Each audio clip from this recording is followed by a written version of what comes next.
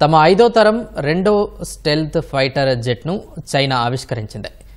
J-35 design పూర్తిగా అమెరికాకు చెందిన F-35 జెట్ ఫైటర్ను పోలి ఉంటుంది. అనేక ప్రయోజనాలతో కూడిన మిషన్లే లక్ష్యంగా 2 ఇంజన్లు ఒకే సీటింగ్ సామర్థ్యంతో ఈ యుద్ధ విమానాన్ని తయారు చేసింది. J-35 జెట్ ఫైటర్ను అమెరికా మాదిరిగానే వాయుసేన నౌకాదళాలలో ప్రవేశపెట్టాలని చైనా భావిస్తోంది. ఆయుధాల తయారీలో అగ్రరాజ్యం అమెరికాతో పోటీ పడుతున్న చైనా 5వ తరం రెండో యుద్ధ విమానాన్ని తయారు చేసింది. J-35 స్టెల్త్ ఫైటర్ జెట్ను చైనాలో జరుగుతున్న అంతర్జాతీయ వైమానిక షోలో ప్రదర్శించింది. Super sonic stealth fighter jet J-35 వైమానిక ప్రదర్శనలోనే ప్రత్యేక ఆకర్షణగా నిలిచింది. అమెరికా తర్వాత 5వ తరం యుద్ధ విమానాలను ఒకటి కంటే ఎక్కువ కలిగిన రెండో దేశంగా చైనా ఘనత సాధించింది.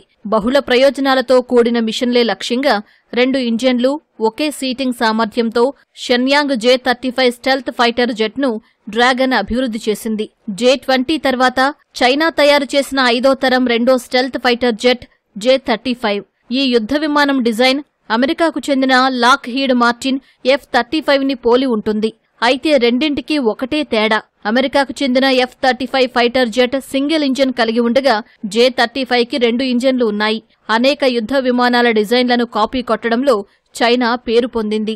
డ్రాగన్ 5వ తరం మొదటి యుద్ధ విమానం J-20 డిజైన్ కనాడ్ మినహా అచ్చం అమెరికా F-22 జెట్ ఫైటర్ మాదిరిగానే ఉంటుంది. విగరస్ డ్రాగన్ గా పిలిచే చెంగ్డు J-10 యుద్ధ విమానం డిజైన్ అమెరికాకు చెందిన F-16 మాదిరిగానే ఉంటుంది.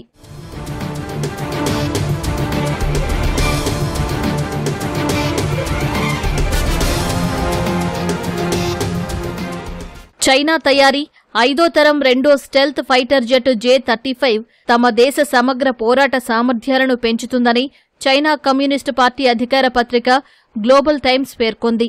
J-35A స్టెల్త్, కౌంటర్ స్టెల్త్ పోరాటాలు చేయగలదు. దీని లక్ష్యం గగనతలంలో పైచేయి సాధించటం, శత్రువుల 4వ లేదా 5వ తరం ఫైటర్ జెట్లను కూల్చేస్తుంది.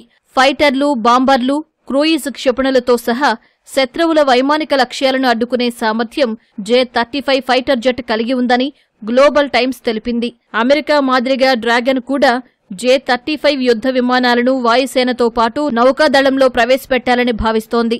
అమెరికా F-35 ఫైటర్ జెట్లను వాయుసేన, మెరైన్ కార్ప్స్ తో పాటు నౌకాదళంలో మోహరించింది. చైనా ఈ ఏడాది ఆరంభంలో అతిపెద్ద విమాన వాహక నౌక ఫుజియాన్ను ట్రయల్స్ కోసం సముద్రంలో మోహరించింది.